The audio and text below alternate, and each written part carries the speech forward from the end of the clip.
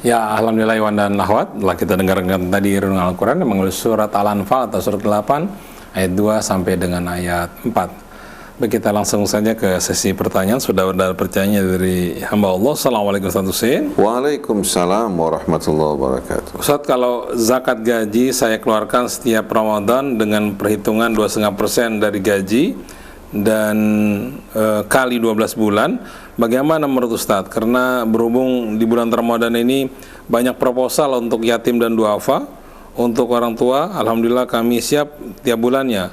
Mohon pencerahannya Ustaz. Bismillahirrahmanirrahim.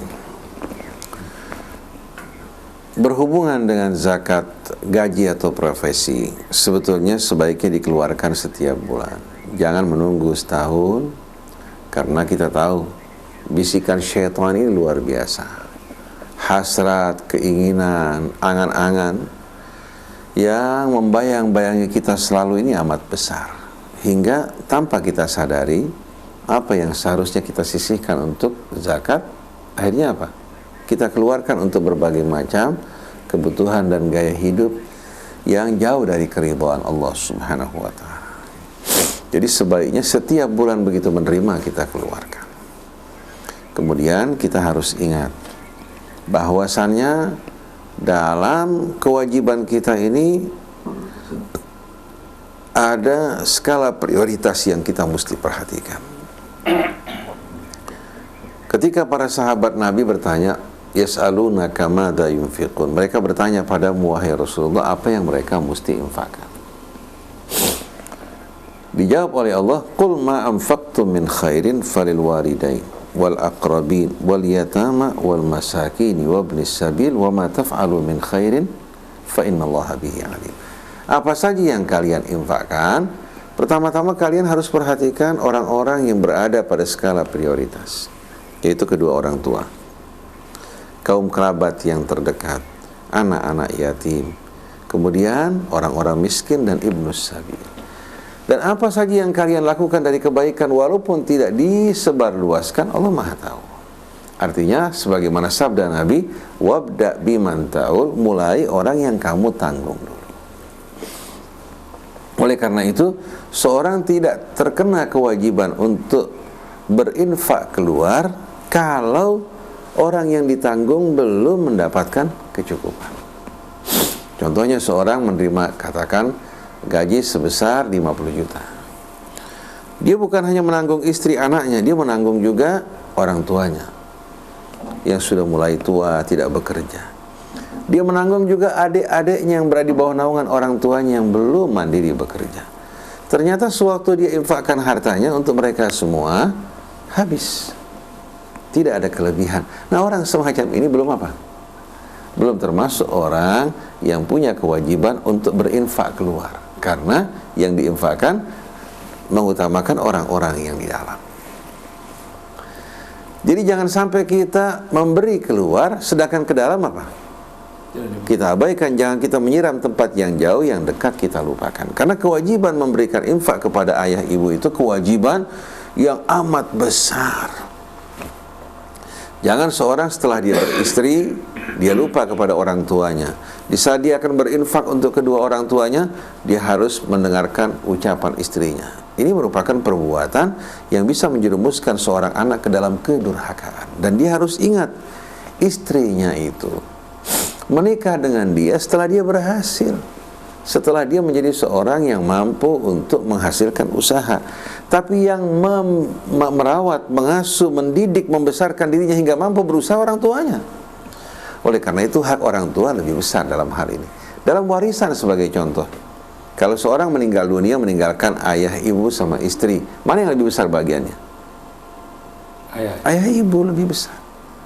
Istri hanya menerima kalau tidak anak 1/4. Kalau ada anak diterima 1/8. Tapi kalau orang tua sama orang tua lebih besar.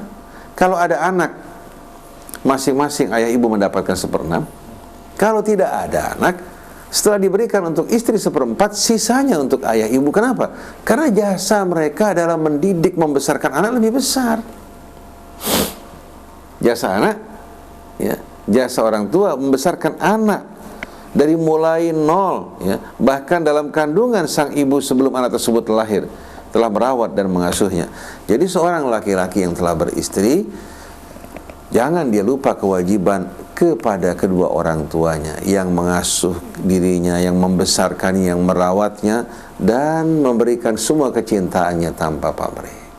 Jadi seorang yang menerima gaji sebulan, pertama, di samping dia memberikan untuk keluarganya, ingat ayah ibunya, adik-adik yang berada di bawah naungan ayah ibunya yang masih membutuhkan perawatan. Katakanlah kemenakan-kemenakan yang yatim, itu menjadi skala prioritas sebelum dia berinfak keluar. Jadi seandainya, katakan begini sebagai contoh, dia mendapatkan katakan gaji sebesar 50 juta atau katakanlah 100 juta. Kalau dia keluarkan cuma 2,5% berapa? 100 juta. Paling cuma berapa? 500.000. Kalau 100 juta 2,5 juta. Betul enggak? 100 juta 2,5 juta. Kalau 100 juta cuma 2,5 juta. 2,5 juta itu akan dibagikan untuk sekian banyak orang. Sedangkan dia menerima 97,5. Kira-kira yang dibagi untuk satu keluarga sama yang dibagi untuk banyak orang, seharusnya bagaimana? Seharusnya kesenjangan tersebut tidak terlalu jauh. Kita perhatikan jumlah muzaki yang mengeluarkan zakat amat sedikit sekarang ini. Sedangkan muzakinya hanya mengeluarkan 2,5%. Dia menerima katakan 97,5 juta dari 100 juta, yang 2,5 juta dibagi untuk orang banyak. Apakah hal ini sesuai dengan ikatan wilayah dan kerjasama di antara orang-orang yang beriman? Tidak sesuai sama sekali. Oleh karena itu, kalau seandainya katakan dia memiliki 100 juta, dikeluarkan 10 juta, dia terima 90 juta. Kira-kira 10 juta banyak tidak dibandingkan 90 juta yang diterima. Sebagai tanda syukurnya, wa amma bi ni'mati rabbika fahaddits. Kemudian dengan 90 juta dia memberikan nafkah keluarganya, orang tuanya, dan juga kemenakannya. Lalu dia mengatakan, kalau gitu kita nggak bisa saving dong Ustaz, nggak bisa menyimpan. Menyimpan apabila memang melebihi apa yang wajib kita keluarkan. Setelah kita berikan infak keluarga kita, orang tua kita yang wajib kita infakkan, kemudian kita simpan sisanya, silakan. Tapi setelah zakat juga dikeluarkan. Jadi kembali, kalau memang apa yang diterima dari gaji ternyata hanya mampu untuk mencukupi nafkah bagi keluarganya, kedua orang tuanya, dia belum punya kewajiban keluar. Tapi begitu dia memiliki kelebihan, ya, untuk infak keluarganya, begitu pula untuk orang yang wajib menerima infaknya, baru pada saat itu dia punya kewajiban untuk berinfak keluar. Nah, di saat dia membantu orang tuanya, berarti meringankan beban apa? Umat kan? Membantu lagi kerabatnya, meringankan beban umat. Nah, sebelum dia bantu orang lain, dengan sendirinya dia bantu kerabatnya lebih dulu.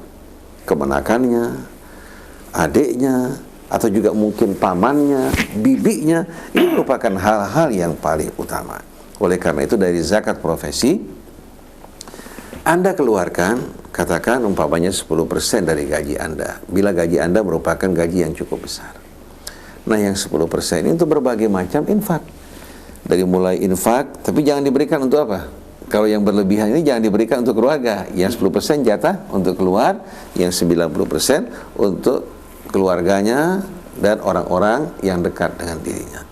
Nah, 10% ini bisa digunakan untuk membantu fakir, miskin, ya. Orang yang datang membawa proposal, bila betul-betul proposal tersebut memang merupakan proposal yang patut untuk diberikan bantuan, diberikan dari sana. Diberikan dari sana. Nah, kalau seandainya dia menerima katakanlah 50 juta kali 12 bulan, berarti menerima 600 juta. 600 juta kalau dikeluarkan 60 juta besar nggak? 10%-nya. Dia menerima 540 juta. 540 juta itu hal yang besar. Nah, yang 60 juta diberikan untuk kaum fuqara, masakin, dari tetangganya, dari orang-orang yang membutuhkan, saham untuk mu'alaf, begitu pula saham perjuangan di jalan Allah. Artinya yang Allah minta tidak banyak, sedikit. Kenapa umat Islam keberatan? Jadi apa yang Anda keluarkan untuk mereka-mereka yang mengajukan proposal, jangan dipisahkan dari kewajiban Anda untuk berinfak keluar. Jangan dipisahkan, umpamanya untuk fuqaraul masakin, untuk pendidikan usia dini yang membutuhkan bantuan, bisa digunakan dari dana fisabilillah. Untuk juga mereka-mereka yang berhutang, diberikan dari uang tersebut. Dan alangkah indahnya kalau zakat dikumpulkan secara kolektif. Cuma saya berharap untuk zakat gaji jangan menunggu setahun, karena fakir miskin, kebutuhan umat Islam, kebutuhan yang setiap hari sebagaimana kebutuhan dirinya. Kalau dia butuh untuk makan minum, orang lain pun sama. Jadi usahakan zakat profesi seperti zakat pertanian, begitu diterima dikeluarkan langsung zakat. Jadi untuk seorang yang memiliki harta atau memiliki pendapatan per bulan, dia tidak perlu khawatir. Allah sudah tentukan baginya kewajiban di samping untuk keluarganya, kewajiban untuk ayah ibunya dan kaum kerabat terdekat. Baru setelah itu kepada fuqara wal masakin, orang-orang di sekelilingnya. Jadi selagi Anda punya pendapatan baru bisa mencukupi keluarga dan orang tua, tidak terdapat kelebihan, Anda tidak dikenakan kewajiban untuk membantu keluar. Mulai dari dalam, setelah itu baru Anda berinfak keluar. Ini merupakan rahmat Islam yang Allah Subhanahu wa taala taburkan melalui petunjuk dan ajaran Nabi-Nya Muhammad sallallahu alaihi wasallam. Assalamualaikum Ustaz Husein. Waalaikumsalam warahmatullahi wabarakatuh. Ustaz, apakah anak yang meninggal lebih dahulu daripada orang tuanya, anak yang meninggal lebih dahulu itu juga akan mendapat warisan atau tidak? Bismillahirrahmanirrahim. Ada sebuah kisah menarik. Seorang tua punya beberapa anak. Nah, salah satu dari anak ini selalu mendampingi orang tuanya untuk berniaga, berusaha membantu orang tuanya. Di tengah jalan terjadi kecelakaan, di mana kecelakaan terjadi, si anak meninggal 1 jam sebelum orang tuanya. Dua-duanya meninggal dunia, cuma si anak meninggal 1 jam sebelum orang tuanya. Nah, surat kematian menyatakan bahwa si A bin Fulan meninggal, katakan pukul 5, orang tuanya meninggal pukul 6. Kemudian berita ini sampai kepada anak, kemudian mulailah warisan dibagi. Warisan dibagi tanpa mempertimbangkan rahmat dan keadilan ilahi. Mereka menetapkan bahwa anak yang meninggal lebih dulu dari orang tuanya tidak mendapatkan bahagian. Oleh karena itu anak almarhum yang meninggal lebih dulu sebelum orang tuanya tidak mendapatkan bahagian. Yang mendapatkan bahagian hanya anak-anak yang hidup ya di saat orang tuanya meninggal dunia, padahal anak-anak ini tidak pernah membantu orang tuanya. Yang membantu orang tuanya ini yang meninggal lebih dulu. Kira-kira menurut Mas Krisna dan para pendengar, para pemirsa, adil apa tidak? Tidak adil. Padahal Allah berfirman, innallaha ya'muru bil adli wal ihsan wa ita'i dzil qurba wa yanha 'anil fahsya'i wal munkari wal bagh. Allah memerintahkan kita semua untuk menegakkan keadilan. Kemudian memperhatikan juga kebutuhan kaum kerabat. Dan memerintah kita berlaku adil, berbuat kebaikan dan peduli terhadap kaum kerabat, dan melarang kita dari perbuatan keji, kemungkaran dan perbuatan aniaya. Nah, kita bertanya, kira-kira dalam Al-Quran ada nggak ayat yang memberikan isyarat kepada hak mereka? Ada nggak? Ada yang mengatakan kalau yang meninggal dulu hadiah sifatnya, bukan waris tapi hadiah. Tidak. Allah Subhanahu wa ta'ala, kalau hadiah kan relatif. Nanti bisa aja masing-masing ngasih, katakanlah udah kasih aja dah masing-masing 1 juta. Kalau udah urusan duit, orang hobi ngurangin. Betul nggak? Urusan uang nih, hobi apa? Hobi mengurangi. Nah, kita bertanya Mas Krisna, kalau seandainya ada 3 orang anak, ya, 3 orang anak, masing-masing sudah menikah, punya anak. Lalu salah satu anaknya meninggal dunia. Yang mendapat warisan siapa? Anak dari almarhum, ya, sama ayah ibunya. Ya. Ayah mendapat 1/6, ibu mendapatkan 1/6. Artinya 1/3 diambil oleh ayah ibu almarhum. Tahu-tahu tidak lama kemudian si ayah meninggal dunia.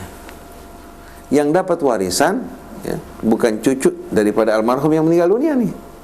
Yang mendapatkan warisan anak-anak almarhum, anak-anak si kakek yang masih hidup. Betul tidak? Anak-anak. Jadi yang 1/6 bahagian si kakek jatuh kemana? Jatuh kepada pamannya. Betul enggak? Iya. Sedangkan dia nggak dapat apa-apa karena alasannya kalau ada anak, cucu nggak dapat bahagian. Ini kaidah tepat, tapi banyak salah terap. Kalau bapaknya masih hidup, ya cucu nggak dapat. Karena si bapak ya lebih dekat kepada kakeknya. Tapi yang bapaknya meninggal lebih dulu, berarti antara si kakek dan cucu kan tidak terdapat hijab. Betul enggak? Tapi terapan ini justru kalau ada anak cucu nggak dapat, itu berlaku pada yang orang tuanya sudah meninggal dunia. Ini berlaku pada yang orang tuanya masih hidup. Ada bapak, cucu nggak dapat, atau ada anak cucu nggak ada. Tapi bagi orang atau anak-anak yang orang tuanya meninggal duluan sebelum kakeknya, dengan sendirinya kan dia nggak ada bapaknya. Kok mereka nggak dapat? Alasannya apa? Jadi waktu si almarhum meninggal dunia, bapak ibunya dapat 1/6. Begitu si kakek nenek meninggal dunia, cucu tidak dapat apa-apa, tapi yang dapat apa? Yang dapat justru paman. Nah, anak-anak yang orang tuanya masih hidup, mereka dapat naungan dari bapak mereka, dapat juga harta dari apa? Dari kakek mereka, walaupun secara tidak langsung. Sedangkan ini sudah kehilangan bapak, ya, kehilangan orang tua, tidak mendapatkan lagi bahagian dari kakek mereka. Waktu bapak mereka meninggal dunia, sebagian warisannya diberikan kepada apa? Kakek dan neneknya. Jadi kalau kita lihat, ini bukan keadilan, ini namanya lotre, judi. Seperti ada satu kisah, satu orang bilang sama temannya, begini sudah, saya untung-untungan beli warisan kamu. Kalau kamu mati duluan, saya nggak dapat. Tapi kalau kamu hidup, orang tua kamu meninggal dunia, baru saya dapat. Mau nggak jual warisan kamu? Saya untung-untungan dibeli ini. Dibilang enak aja ente. Mau beli warisan, anak punya bapak itu super miliarder. Ayo subhanallah, dia meninggal duluan. Karena meninggal duluan, akhirnya dari kakeknya paling diberikan cuma hadiah ala kadarnya aja buat cucu-cucunya. Ini bukan keadilan, ini namanya untung-untungan. Namanya untungan. Islam tidak mengenal hal seperti ini. Oleh karena itu yang kita ingin tanya di sini, kira-kira dalam Quran ada nggak yang mengisyaratkan hak mereka ini? Ada.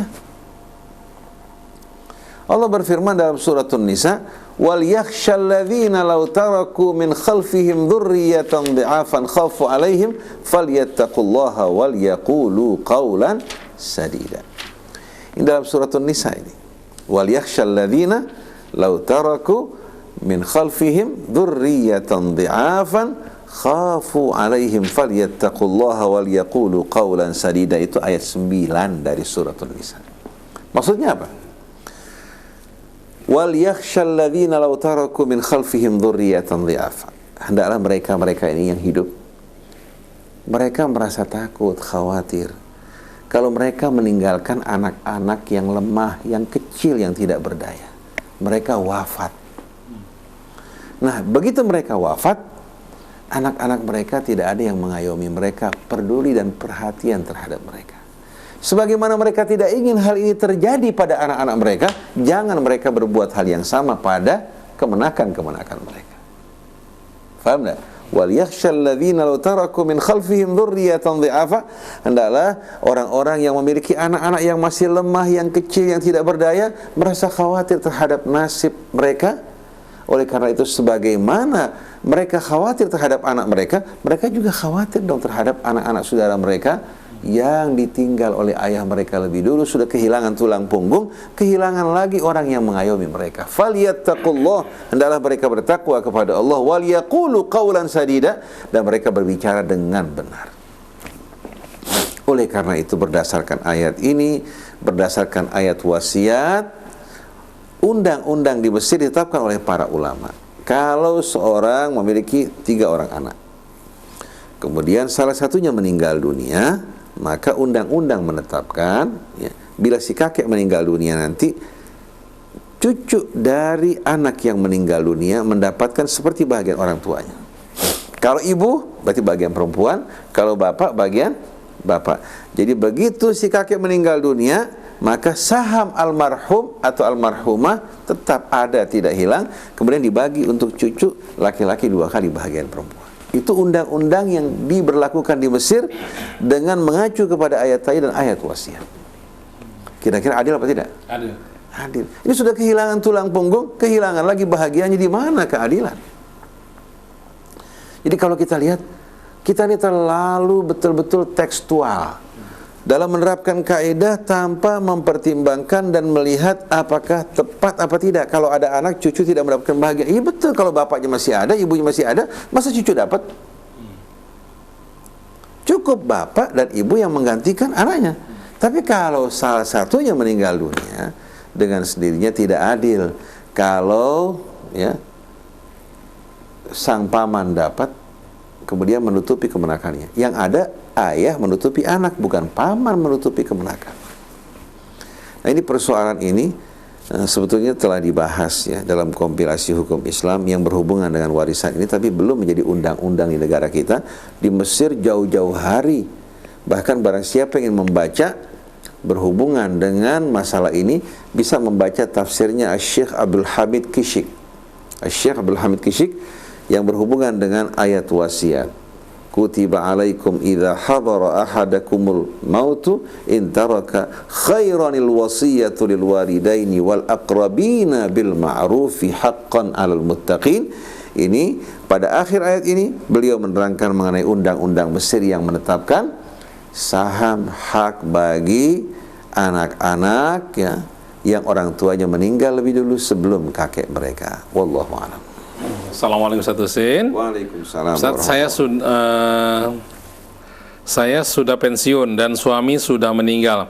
Apa-apa yang kami miliki sudah dibagi. Yang perlu saya tanyakan, saya masih punya simpanan uang 100 juta yang maksudnya untuk keperluan masa depan saya agar tidak membebani anak-anak.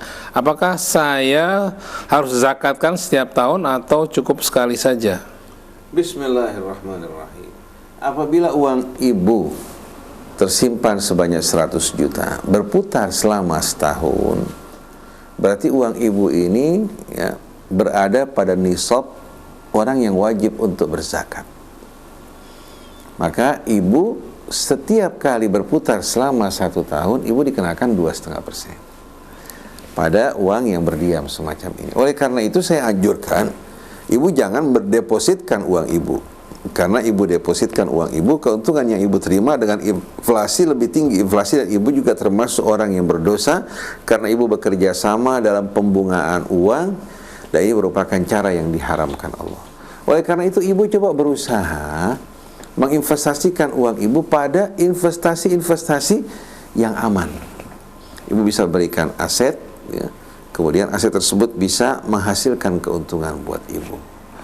Jangan investasi yang tidak jelas, apalagi investasi-investasi dengan janji-janji keuntungan yang muluk berlebihan. Kebanyakan itu semua merupakan kebohongan.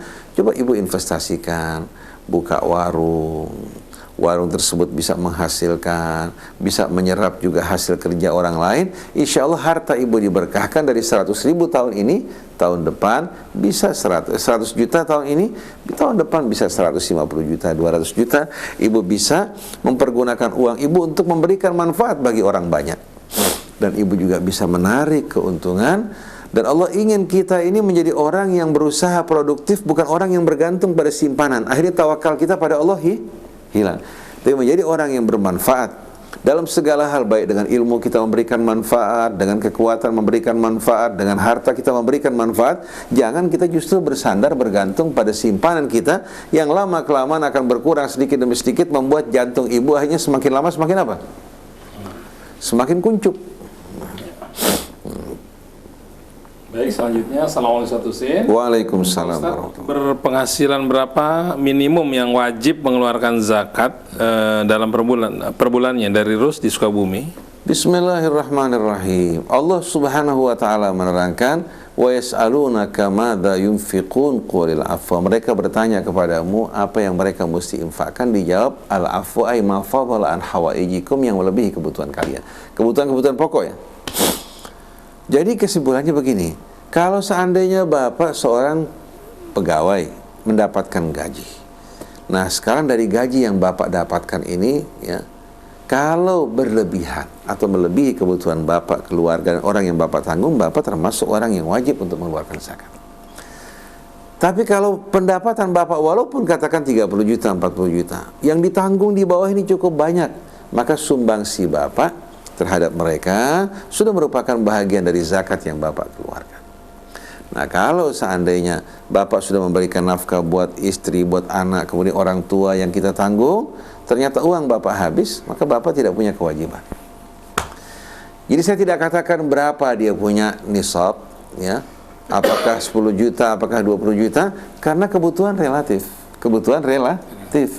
Kalau seandainya bapak punya orang tua, ibu yang sakit, yang membutuhkan perawatan khusus, dengan sendiri biayanya akan besar, mungkin pendapatan bapak tidak mencukupi. Jadi dalam hal ini, lihat kebutuhan Anda. Kalau seandainya kebutuhan Anda tercukupi, ya, orang yang bapak tanggung juga tercukupi, di situ Anda termasuk orang yang wajib untuk berinfak.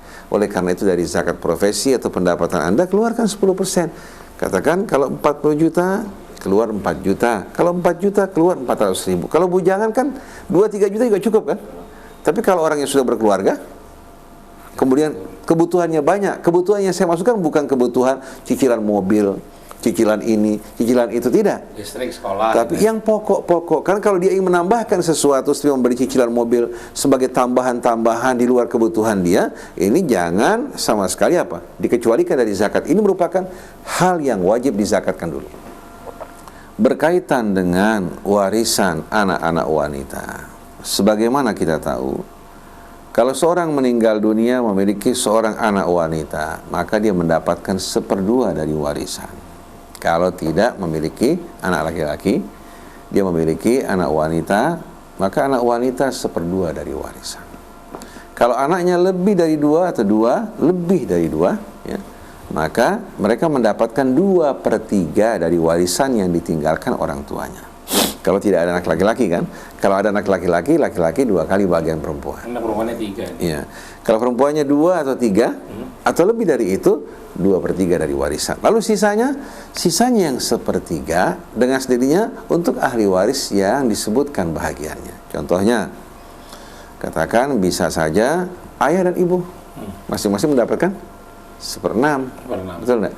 Kalau yang meninggal, katakan yang meninggal ayah, ada istri mendapatkan 1/8. Mendapatkan 1/8. Nah, kalau seandainya masih ada sisa, di sini ada 2 pendapat. Satu mengatakan ats-tsulutsani bil fardhi, kemudian wal baqi bir raddi, atau an-nisfu bil fardhi wal baqi bir raddi. Yang 1/2 bagi satu perempuan itu dengan al-fard, ketentuan dari Allah Ta'ala, bagiannya 1/2.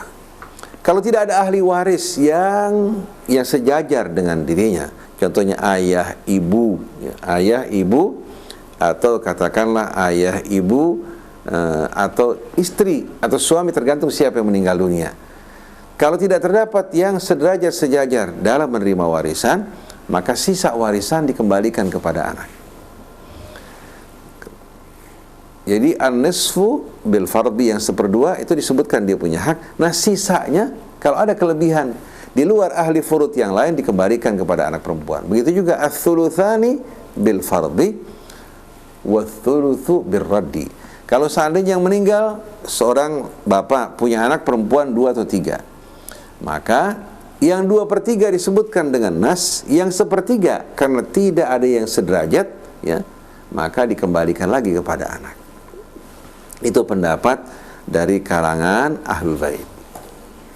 Tapi kalau pendapat yang berlaku di negeri kita dan fatwa waris, seorang anak perempuan, orang tuanya meninggal dunia, dia mendapatkan 1/2, tidak lebih daripada 1/2. Nah, sisanya kalau ada ayah ibu, diambil 1/6 untuk ayah ibu, ya.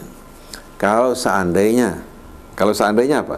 Kalau seandainya katakanlah umpamanya ada yang meninggal itu suami, ada istri, dengan sendirinya ada bagian dari siapa? Ada bagian dari istri 1/8. Ada bagian dari istri 1/8, maka dalam proses pembahagian di sini ada kelebihan kan? Ada kelebihan. Nanti kalau seandainya 1/6 tambah 1/4 kan lebih. Enggak. Betul enggak? Maka dalam proses pembahagian di sini ada perbedaan pendapat juga di antara para ulama, ya. Ada yang mengatakan lahirlah yang namanya aul. Ini pembahasan khusus. Lagi pendapat yang lain mengatakan tidak, saham anak dikurangi. Saham anak dikurangi seperti kalau saham anak laki-laki. Kalau seandainya yang hidup anak laki-laki, ya, yang hidup anak laki-laki, kemudian bersatu dengan siapa? Bersatu dengan bapak, ibu, dan bapak, ibu, ya. Jadi almarhum ada bapak, ada ibu, ya, ada istri. Almarhum punya anak laki-laki, dengan sendirinya dibagi ayah ibu. Ayah ibu dapat apa? Ayah ibu dapat 1/6, istri dapat 1/4. Nah, anak almarhum sisa dari keseluruhannya. Nah, kalau laki-laki menerima sisa, maka dengan sendirinya anak perempuan juga menerima sisa, kedudukannya sama dengan anak laki-laki. Jadi kita bicarakan dulu yang pokok, di luar aul dan lain sebagainya. Terdapat perbedaan pendapat. Fatwa waris yang berlaku di negeri kita, anak perempuan bahagiannya sesuai dengan apa yang disebutkan dalam ayat Allah. 1/2, 1 orang, 2/3 kalau lebih dari 2 orang. 2 atau lebih mendapatkan 2/3. Sisa dari warisan kalau tidak ada ayah, tidak ada ibu, tidak ada istri, maka dibagi untuk saudara-saudara dari almarhum. Dibagi untuk saudara-saudara dari almarhum. Sedangkan pendapat yang diutarakan oleh sebahagian sahabat Nabi kita, diantaranya Ali ibnu Abi Thalib, Ibnu Abbas, dan keluarga Rasulnya, mereka menetapkan bahwa sisa dari kelebihan 1/2 atau 1/3 kalau tidak ada ahli waris seperti ayah, ibu maupun istri, dikembalikan lagi kepada anak perempuan, karena menurut mereka saudara itu baru menerima warisan apabila apa? Apabila tidak ada ahlul furud. Karena dalam warisan disebutkan bahagian orang tua, bagian anak, kemudian bagian suami, bagian istri, sedangkan bahagian saudara masuk dalam kalalah. Dalam kala itu pada saat seorang meninggal dunia tidak meninggalkan anak laki atau perempuan, tidak meninggalkan ayah, ibu. Pada saat seorang meninggal dunia, ahli warisnya dari jalur samping, bukan dari jalur atas maupun bawah, itu namanya kalalah. Baru pada saat itu saudara menerima warisan. Ini menurut pendapat dari Ahlul Bait yang mengacu kepada fatwanya Amirul Mukminin Ali bin Abi Thalib, Ibnu Abbas, dan lain-lain sebagainya. Tapi yang berlaku di negeri kita mengikuti Zaid bin Thabit dan sahabat-sahabat yang lain menetapkan bahwa saham anak perempuan 1/2. Kalau 2, 3, 4, 2/3. Selebihnya kalau tidak ada ayah, ibu ataupun istri, dikembalikan kepada saudara-saudaranya yang merupakan asobah dari keluarganya.